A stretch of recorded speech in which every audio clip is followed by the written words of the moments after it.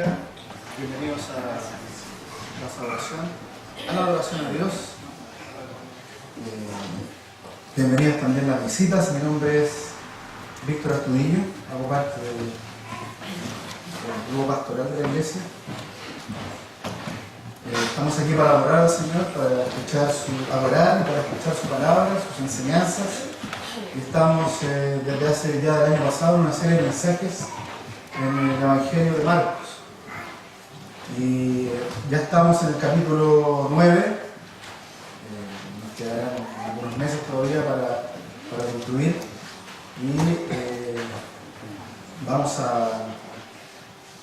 entonces a ir a este capítulo 9. El pastor hoy día está en Maipú dirigiendo la Santa Cena. Por eso no está, al parecer un domingo al mes estará allá en Maipú para oficiar la Santa Cena. Así que vamos a seguir con esta serie. El título del día, que está en el capítulo 9, verso 38 al 50, habla a los discípulos. Y habla a los discípulos, también a los que hacen daño a los discípulos. Y hay algunos consejos que el Señor le quiere dar a sus discípulos, no solamente a ellos, sino también a nosotros, a la iglesia. Los que estamos aquí, ninguno nació sabiendo ser padres, ser hijos, hermanos, esposos, amigos. A través del camino, a través de la vida, de verdad vamos aprendiendo, vamos a través de los golpes, vamos aprendiendo, y el Señor indudablemente que también nos va enseñando en este camino. Esta película se llama The Way, el Camino, es uno de los tantos recorridos en España para llegar a Santiago de Compostela. En ese trayecto, que uno puede ir solo o acompañado, ocurren cosas. Las personas hacen este trayecto justamente porque o quieren estar solos o quieren mirar su vida hacia adentro, cómo la están llevando. Es una película que pueden ver, es la escena de esa película. Pero hay consejos para el camino que no me las da nadie. Yo no voy por el camino pensando que solo me van a llegar del aire esos consejos, sino que para nosotros los consejos vienen del Señor. Así es que tenemos que leer su Escritura para saber qué es lo que quiere de nosotros, o qué es lo que quiere enseñarnos a la vida particular y a la vida también de la iglesia. Vamos a leer Marcos entonces, capítulo 9, del 38 al 50, va a estar proyectada también, si quiere la busca en su Biblia. Dice así: el que no es contra nosotros, por nosotros es. Juan le respondió diciendo: Maestro, hemos visto a uno que en tu nombre echaba fuera demonios, pero él no nos sigue, y se lo prohibimos, porque no nos seguía. Pero Jesús dijo: no se lo prohibáis, porque ninguno hay que haga milagros en mi nombre que luego pueda decir mal de mí. Porque el que no es contra nosotros, por nosotros es. Y cualquiera que os diere un vaso de agua en mi nombre, porque soy de Cristo, de cierto os digo que no perderá su recompensa. Cualquiera que haga tropezar a uno de estos pequeñitos que cree en mí, mejor le fuese si se atase una piedra de molino al cuello y se arrojase al mar. Si tu mano te fuese ocasión de caer, corta. Mejor te es entrar en la vida manco que teniendo dos manos ir al infierno, al fuego que no puede ser apagado, donde el gusano de ellos no muere y el fuego nunca se apaga. Y si tu pie se fuere ocasión de caer, córtalo. Mejor te es entrar en la vida cojo que teniendo dos pies ser echado en el infierno, al fuego que no puede ser apagado, donde el gusano de ellos no muere y el fuego nunca se apaga. Y si tu ojo te fuese ocasión de caer, sácalo. Mejor te es entrar en el reino de Dios con un ojo que teniendo dos ojos ser echado al infierno, donde el gusano de ellos no muere y el fuego nunca se apaga. Porque todos serán salados con fuego, y todo sacrificio será salado con sal. Buena es la sal, mas si la sal se hace insípida, ¿con qué la sazonaréis? Tened sal en vosotros mismos, y tened paz los unos con los otros. Amén. Oremos. Gracias, Señor, te damos por tu palabra leída. Te adoramos y bendecimos tu nombre. Y también queremos pedirte que abras nuestro entendimiento, nuestro corazón, y habla a toda nuestra vida. Primeramente a mi vida, Señor, necesito de ti, necesito de tu enseñanza y también cada uno de nosotros en la iglesia. Gracias te damos, Señor, en el nombre de Jesús. Amén. ¿No les parece que pareciera una serie de enseñanzas que están desconectadas entre sí? Uno pareciera que lee y no entiende lo que está diciendo el Señor. Porque son varias cosas que Él va tocando, va conversando, y qué tiene que ver la sal y qué tiene que ver con que me corte un brazo. Pareciera que estas enseñanzas de Jesús están todas desconectadas. Algunos dicen por ahí que alguien las recopiló y las puso aquí, pero en realidad tenemos que mirar el contexto de cómo nosotros como occidentales aprendemos. Y nosotros aprendemos más que nada por haciendo listas. El sermón tiene 3 partes. Tendemos nosotros a organizar todo. Tenemos todo organizado, hacemos listas A, B o C, y así nos han enseñado siempre a pensar, nos han enseñado, ¿no es cierto?, a que podamos aprender de esta manera, ordenar las cosas. Sin embargo, para Jesús y para el mundo oriental no es así. Es el tema central, el punto central, eso es lo que ellos tratan de comunicar, independiente del orden cronológico o del orden que nosotros podamos colocar. A nosotros sí, nosotros colocamos y queremos que todas las cosas estén ordenaditas, que sean en secuencias. Algunos escuchan el relato, otros entienden lo central del sermón o lo central de la enseñanza, pero Jesús cuando enseña de distintas maneras. Y lo vamos enseñando a través de parábolas, y lo vamos enseñando también a través de este tipo de enseñanza. Este tipo de enseñanza no es que quiere decir que nos vamos a cortar un brazo o un pie, sino ya no tendríamos nada que cortar. Ese tiene un nombre en la gramática y también en la enseñanza. Esto se llama hipérbole. Exagerar algo para poder enseñar o para poder resaltar un texto. Enseñamos a través de la exageración. Y somos exagerados, y el Señor exagera ciertas cosas, ciertas historias, para enseñarnos alguna verdad bíblica. Para que antes de entrar al tema quisiera que viéramos bien qué significa este concepto que el Señor siempre está usando. Siempre vamos a ver al Señor enseñando, no solo por parábolas, sino también a través de este recurso que se llama hipérbole. Yo creo que ustedes entienden qué significa esto. Es una exageración. O sea, lo tocan, pero le duele, casi lo mata. Es una exageración. Lo que quiere decir es que, claro, hay que castigarlo porque me pegó mucho, casi me sacó la pierna. Y todos, en alguna medida, entendemos lo que es una exageración. Entendemos cuando hay una exageración, algo nos está tratando de decir, algo están tratando de decir. En griego, hipérbole significa exagerar una idea. Simplemente como eso, el Señor lo ocupa mucho. Y en este texto ocupa mucho el tema de exagerar en la enseñanza para enseñar a sus discípulos. Y hoy día, en todo orden de cosas, nosotros también ocupamos esto de la exageración. Cuando decimos que se está cayendo el cielo, porque está lloviendo, porque está cayendo un diluvio, es que entendemos que está lloviendo mucho, pero estamos exagerando. O que se está cayendo el cielo, es lo mismo, estamos diciendo que está lloviendo mucho. Entendemos de qué se trata. O me estoy muriendo cuando estoy resfriado, me estoy muriendo de resfriado, sobre todo los hombres. Cuando se ven muy mal, se está realmente muriendo de ese resfriado. De todo orden de cosas, las películas que vemos infantiles exageran para mostrar esas emociones. Las películas también tratan de mostrar una verdad exagerando las situaciones. Y también encontramos ahí ese tipo de recursos. El Señor Jesús también lo utiliza. En Lucas 14:26, solo para ejemplificar, dice: si alguno viene a mí y no aborrece a su padre, madre y mujer, e hijos y hermanos y hermanas, y aún también su propia vida, no puede ser mi discípulo. ¿Qué está diciendo el Señor ahí? está exagerando un poco, está tratando de enseñarnos algo. No quiere decir que despreciemos a nuestra familia o nos despreciemos a nosotros mismos. ¿Qué es lo que está diciendo en definitiva? Si bien es cierto, podemos entender desde el punto de vista de la teología lo que significa el texto, sin embargo, lo que está diciendo es que no debe ser un obstáculo para abrazar el reino de Dios. Nada más. Tenemos que tener presente solo nuestro Señor ahí adelante.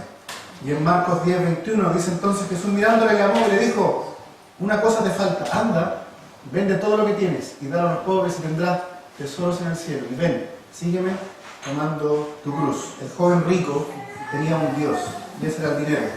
Y Jesús tenía que golpearlo fuerte ahí para que entendiera. Y entonces regala todo. Imagínense si nos dijera eso a nosotros, no tendríamos nada. No es eso lo que el Señor está tratando de decir. Está exagerando para esa persona, para el rico, que tenía que regalar todo y seguirlo. Por supuesto, se va. Tenía que dejar ese ídolo del dinero. Y entonces Jesús nos enseña que como nosotros somos ordenados, vamos a tratar de ordenar lo que el Señor está diciendo a través de estos 3 consejos exagerados de Jesús, pero exagerados en el sentido de que Él está tratando de enseñarnos algo a través de este concepto de exageración. Y lo primero que aparece ahí en el texto es que ¿qué va a ocurrir con aquellos que hacen tropezar a un discípulo? Y lo primero es aquellos que hacen tropezar a un discípulo, el verso 41-42. Y cualquiera que os diere un vaso de agua en mi nombre, porque soy de Cristo, de cierto os digo que no perderá su recompensa. Una cosa pequeñita, ¿no es cierto?, la está exagerando. Tendrá su recompensa, su buena recompensa. Cualquiera que haga tropezar entonces a uno de estos pequeñitos que creen en mí, mejor fuera si se atase una piedra de molino al cuello y se la arrojase al mar. No es el vaso de agua lo que el Señor está exagerando. Es que hace tropezar a uno de sus hijos, a uno de estos pequeñitos, a uno de los discípulos. Eso es lo que está diciendo el Señor. No el tema del vaso de agua. Esa es la exageración. Está haciendo tropezar a alguien. Ese discípulo no está perdiendo la salvación. Está tropezando, está estabillando. Casi se cae. No se cae. No pierde la salvación. Pero lo que está haciendo en definitiva, lo que está diciendo Marcos, es que está haciendo tropezar a uno de estos pequeñitos, a uno de los discípulos. Vamos al ejemplo. El Evangelio de la Prosperidad, lo estábamos hablando en la escuela, en el instituto respecto de esto, del Evangelio de la Prosperidad. ¿Qué es lo que es el Evangelio de la Prosperidad? En resumida, nosotros somos hijos del Rey, reyes. Por lo tanto, debemos vivir como reyes. Mientras más damos, el Señor más nos da. Pero si no damos, o si estamos sin trabajo, es culpa nuestra. Estamos pecando. Algo hay en nosotros, estamos pecando, por eso no tenemos trabajo, no tenemos dinero. ¿Por qué? Porque estamos pecando, nos dando todo lo que tenemos. Porque el Señor nos va a dar. Cada vez que nosotros demos, el Señor nos va a dar. Eso no es lo que dice la Escritura. Pero están haciendo tropezar a uno que sí es un discípulo, que sí es un creyente. No está perdiendo la salvación, pero sí lo está haciendo tropezar. Paul Washer dice, los que avalan este concepto, dice, ellos no están escudriñando las Escrituras para ver la gloria de Dios en la cara de Cristo. Están escudriñando las Escrituras para ver principios para mejorar sus vidas. Y están demostrando que en su corazón no desean a Dios, desean las cosas de este mundo. Hablan más de autos y de casas. Eso es lo que ocurre. Están haciendo tropezar a las personas. Están haciendo tropezar a cristianos por este concepto de que mientras más damos, el Señor más nos da. El Señor lo pagó todo. No vamos a entrar en eso, pero están haciendo tropezar a los cristianos. Lo mismo dice Pablo en 1 Corintios capítulo 8, cuando habla, ¿tienen hambre? Bueno, ahí van a seguir con hambre, todavía. Pablo, cuando habla en el capítulo 8 de los sacrificados a los ídolos, dice, por lo cual, bueno, el contexto es que la pregunta de los corintios era, ¿podemos comer la carne que está en el mercado y que ha sido sacrificada a los ídolos? Y Pablo le dice, ni un problema. ¿Por qué? Porque los ídolos no existen.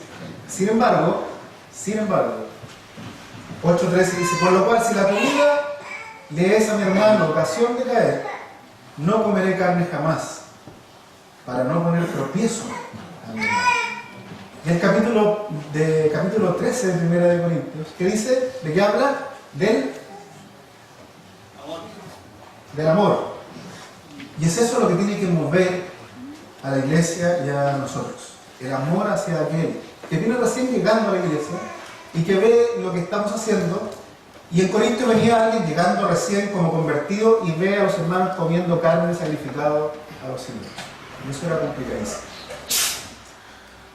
Hacer tropezar a un hermano.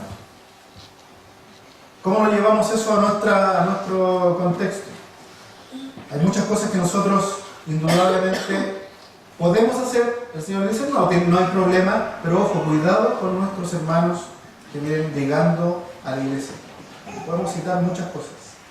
Cuidado con los nuevos, porque están mirando a los discípulos y los discípulos tenemos que comportarnos. Y aquí, no sé, podemos hacer alusión, por ejemplo, y que lo vimos la vez pasada, a los tatuajes, ¿verdad? En una parte aparece en la Biblia que está prohibido. Sin embargo, uno podría hacerse un tatuaje, ¿no? Un cuchillo, ¿no? Algunos se ponen las solas de la fe. No hay prohibición. Sin embargo, si alguien llega y a lo mejor le complica el tema de los tatuajes, a lo mejor deberíamos pensarlo. Por amor. El Señor hace alusión al amor. De cuidado con hacer tropezar a alguno de esos pequeñitos. Porque a lo mejor se pone una soga aquí al cuello y esa piedra de molino es esa que tiraban los bueyes para moler el trigo. No es cosa poca al mar, ¿no? Y eso es lo primero que está diciendo el Señor. Cuidado con hacer caer a alguno de estos pequeñitos, porque tendrán su recompensa. Lo que nosotros tenemos que hacer, nosotros como discípulos, tener cuidado, tener ojo con lo que estamos haciendo, porque no solamente nos está mirando aquel que entra por primera vez, sino que nos está mirando en el trabajo, en la universidad y en los estudios. La segunda cosa, tropezar a un discípulo, pero la segunda cosa que aparece aquí es amputarse una extremidad. Siempre que leo este texto me recuerdo de cuando yo era chico, hace mucho tiempo, y los mayores deben acordarse, de la casa en la pradera, la casita en la pradera. Uno de los capítulos hacía alusión a esto, porque la señora, ya no recuerdo bien, pero la señora, por alguna razón, cuando estaba imposibilitada de salir o no sé qué, ella leía este texto y estaba evaluando cortarse una pierna. Lo evaluaba, lo estaba tomando literal, terriblemente equivocada. El Señor está exagerando una situación para poder enseñarnos. Dice, si tu mano te fuese ocasión de caer, corta, a lo mejor te des entrar en la vida, manco, que teniendo dos manos ir al infierno. Y si tu pie te fuese ocasión de caer, corta, a lo mejor te des entrar en la vida, cojo, que teniendo dos pies echados en el infierno, al fuego que no puede ser apagado. Y si tu ojo te fuese ocasión de caer, saca, a lo mejor te des entrar. Y aquí esta palabra es súper importante. Entrar en el reino de Dios. La anterior decía la vida, entrar en la vida. Y aquí el Señor lo cuenta el secreto, cuenta de qué está hablando. Que es mejor entrar en el reino de Dios cojo, que teniendo dos ojos ser echado al infierno, donde el gusano de ellos no muere y el fuego nunca se apaga. Lo único que tenemos que decir, vamos a hablar primero del infierno. Él está haciendo alusión al infierno. La palabra que está ocupando ahí es Gehenna, o el valle de Hinón, de Genión, el valle de Jerusalén, que estaba en las afueras de Jerusalén y que en tiempos de Acaz iban a arrojar a los niños al fuego, al dios Moloch, al dios del fuego. Era un lugar que era maldito, y en aquel entonces en Palestina, en tiempos de Jesús, era como Santa Marta, un vertedero, y estaba todo el día echando fuego por el gas. No había sistemas como los que hay ahora, entonces había fuego todo el día. Y el Señor está haciendo alusión a ese lugar, y ese lugar, dice, ese es como el infierno. Pero aparece también el gusano. Y no es que el gusano esté en el infierno. El Señor está ocupando Isaías 64, 66, 24, cuando está hablando de los juicios del Señor. Ya habla aquí también habla de este texto específicamente, porque su gusano nunca morirá ni su fuego se apagará. Lo que está diciendo es que hay un castigo eterno a los impíos. Eso es lo que Él está diciendo. Lo que el Señor está diciendo. Eso con respecto al infierno. Pero en realidad, cuando hablan de cortarse una extremidad, lo que está diciendo es eso. Hay personas que tienen cosas, pecados en su vida que no quieren dejar y que prefieren entrar al infierno eternamente antes que amputarlas. Está exagerando. Sin embargo, está diciendo esta verdad, que hay personas que tienen pecados, nosotros, en su vida que no quieren dejar y que prefieren entrar al infierno, a ese lugar, eternamente con ellas, que amputarlas. Y habla de los ojos, de las manos y de los pies. Es una ilustración general también. Está tomando un ejemplo. No son esas cosas, pueden ser otras cosas más. Es el ejemplo. Cuando leo también este texto me recuerdo de una canción de pequeño que me enseñaron en la escuela dominical. ¿Quién me puede decir qué canción? Cuidadito la boquita lo que dice. Cuidadito los ojitos lo que mira. Cuidadito el oído lo que oye. Cuidadito las manitos lo que hacen. Y cuidadito los pies donde andan. Para los niños, pero en realidad también aplica a nosotros. Lo que está diciendo el Señor es eso. Que tenemos que tener... Nosotros somos pecadores, no hay por dónde mirar que no. Pecadores, no hay nada que hacer. Pero lo que está pidiendo el Señor aquí es algo por lo cual el Espíritu Santo nos ayuda a hacer, que es amputar nuestro pecado. Nosotros somos pecadores y a veces no queremos dejar nuestro pecado. Y nos está diciendo que amputemos este pecado, si no nos vamos a ir derecho al infierno. No se puede consentir el pecado, pues el pecado tiene es tremendamente destructivo. Hay que, como dicen los médicos, hay que hacer una cirugía radical. Hay que sacar de raíz. Quemar la literatura obscena, las películas que no nos aportan nada, relaciones fuera del matrimonio, etcétera, etcétera. Debemos cortar esos pecados que están en nuestra vida. Pero ¿por qué? ¿Se han preguntado por qué insistimos en el pecado? ¿Por qué siempre estamos insistiendo y no queremos abandonarlo? ¿Por qué no reconocemos nuestro pecado? ¿Por qué lo justificamos? ¿Y por qué lo relativizamos también? Yo creo que ¿por qué queremos tener nuestro pecado? Porque muchas veces ponemos la moral delante de nuestro pecado. A veces nosotros mismos, desde el púlpito, estamos predicando moral. O sea, pórtese bien. ¿No? Pórtese bien para que le vaya bien. No. Ya alguien puede decir, no, pero si yo le doy el asiento a la señora del medio, en Santiago. No, si yo doy al pobre. No, yo no he robado nada.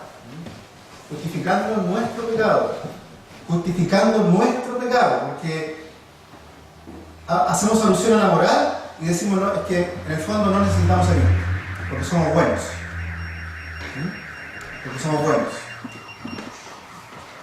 Y todo está bien como está. ¿No? Sin embargo, lo que la Escritura dice es otra cosa.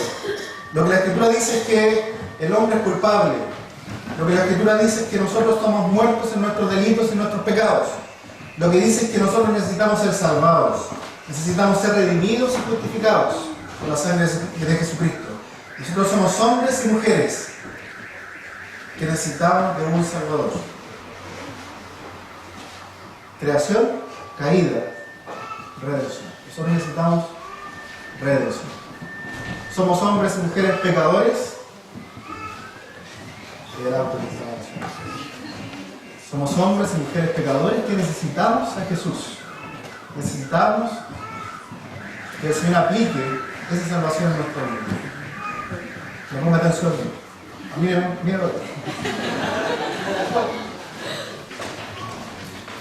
¿Qué dice Efesios 2:1? Y Él les dio vida a vosotros cuando estabais muertos en vuestros delitos y pecados. Y el verso 4 dice, pero Dios, que es rico en misericordia, por su gran amor con que nos amó, aún estando nosotros muertos en pecado, nos dio vida juntamente con Cristo. Por gracia, sois salvos. Necesitamos a Cristo. Eso es lo que está diciendo el Señor. Que dejemos, nosotros no podemos dejar el pecado por nosotros mismos. No podemos cortarnos el brazo solo, necesitamos a alguien que nos ayude. Ese es el Espíritu Santo, que viene y nos ayuda justamente a reconocer nuestro pecado y a entregarlo al Señor. Ese es la segunda consejo del Señor. Pero está también pareciera que está desconectada esta otra frase de salados con fuego. Hacer tropezar a un discípulo, ojo, cuidado, consejo, amputarse una extremidad, ampútese su pecado, eso es lo que está diciendo, y por último, salados con fuego. Este salado con fuego es un poquito más complicado de entender. Dice, porque todos serán salados, después de hablar de que tenemos que cortar nuestro pecado, dice, porque todos seremos salados con fuego, y todo sacrificio será salado con sal. Buena es la sal, mas si la sal se hace insípida, ¿con qué la sazonaréis? Tened sal en vosotros mismos y tened paz los unos con los otros. Antes de entrar a la explicación de qué es lo que nos quiere decir el Señor, tenemos que mirar para qué se ocupaba. Hoy día la sal la ocupamos para algo, pero en aquel entonces se ocupaba para otra cosa. No había refrigerador, así que había que hacerle un proceso a la carne, o a las carnes, o no sé qué otra cosa. Había que preservar eso. Hoy día se hace charqui, ¿no? El charqui se hace con sal, qué sé yo. En aquel entonces la carne había que salarla, había que preservarla para que no se pudriera. Era de suma importancia. De hecho, en Levítico, el Señor dice que cuando traigan su ofrenda, traigan sal. Piensa lo importante que era. El Señor lo estaba pidiendo para su ofrenda. Ellos tenían que traer su ofrenda, pero con la ofrenda tenían que traer ¿qué cosa? Tenían que traer sal. Junto con el sacrificio. Vamos a ver qué es lo que nos está diciendo. Ponga atención, porque si no se la va a perder, ¿no? En Romanos 12 dice, presentar nuestros cuerpos en sacrificio vivo. Por tanto, nosotros somos el sacrificio. Y entonces tenemos que llevar sal también. Esa sal que preserva. Además de eso, lo que está diciendo ahí Jesús, para que sometida a prueba, como dice Pedro, para que sometida a prueba vuestra fe, se prueba con fuego. También Pedro dice, amados, no os sorprendáis del fuego de prueba que os ha sobrevenido. Aquí está hablando efectivamente de la prueba. El discípulo va a pasar por pruebas. Dios a través de la experiencia de la vida nos va a purificar, nos va a ir purificando. Todos seremos probados, o todos seremos salados. Eso es lo que está diciendo. En algunos casos serán experiencias dolorosas. ¿Sí? Tendremos experiencias dolorosas en nuestra vida. Todos, yo creo. Representados por el fuego, por la prueba del fuego, con la intención de que en nosotros y a través de nosotros nos convirtamos en agentes de preservación. Para preservar. Y ahí es cuando el Señor habla por allá en Mateo de que nosotros, ¿qué somos? Sal. Porque tenemos que preservar. ¿Y qué tenemos que preservar? ¿Qué es lo que queremos preservar? El Evangelio. Tenemos que preservar el Evangelio. Tenemos que llevar el Evangelio y tenemos que afectar a otros con el Evangelio y tenemos que preservar al mundo con esta sal. Si no, ¿qué dice? Si no, sal más, nos sirve para expandir el reino de Dios. No sirve, sino solo para sino para botarlo, para echarlo al fuego. No sirve.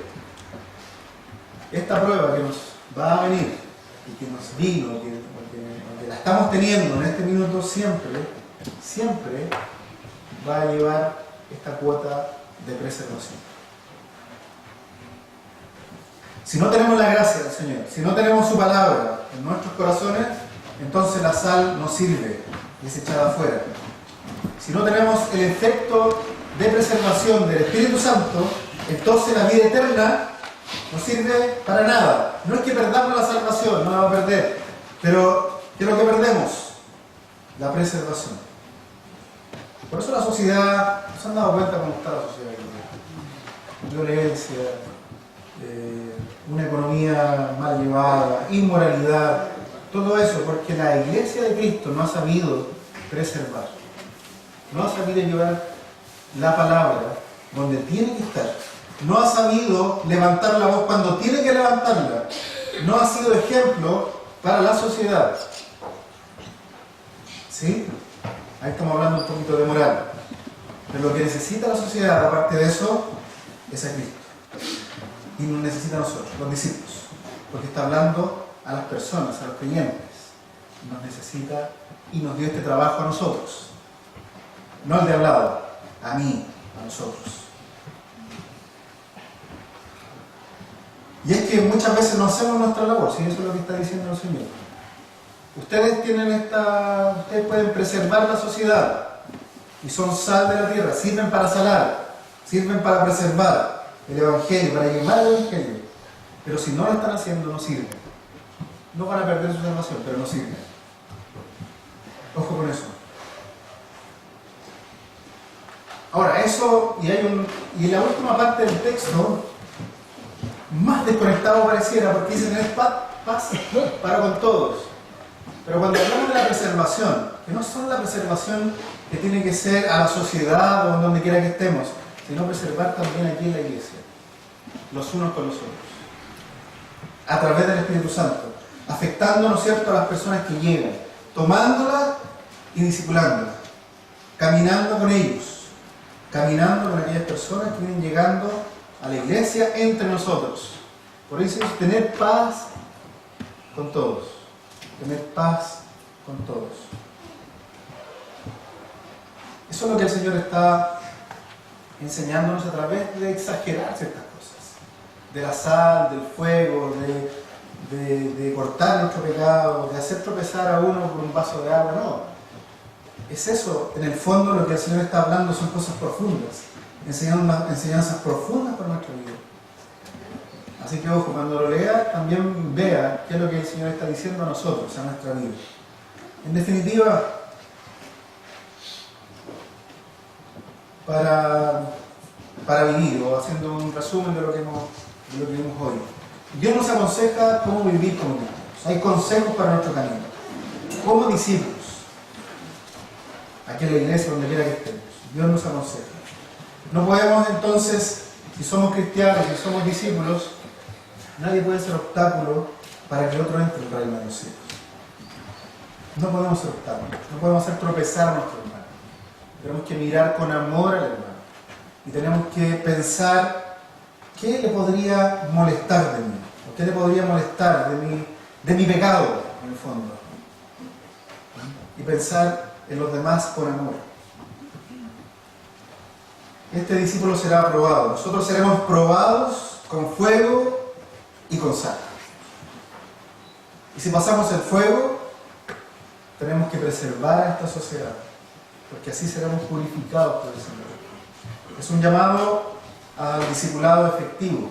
Es un llamado a que todos seamos discípulos del Señor y que seamos efectivos en nuestra labor como discípulos.